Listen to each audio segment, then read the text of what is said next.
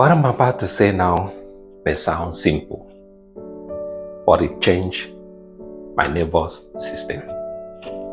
When I started walking barefoot on natural ground and receiving early morning sunlight, and drinking coconut water first thing in the morning when I wake up, not only did my sleep improve, but my stress reduced and my body felt calmer.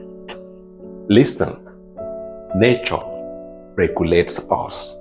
Nature regulates every living organism on this planet. Don't let any textbook or anybody tell you otherwise. Our nervous system responds well to natural light, sunlight, and ground contact electricity.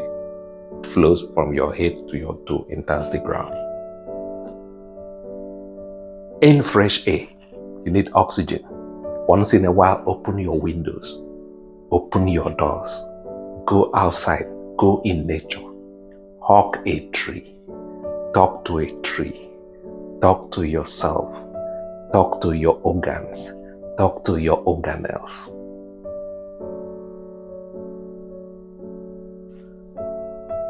Our ancestors healed without pills, not because they were lucky or because they were smarter than us, but because they live in rhythm.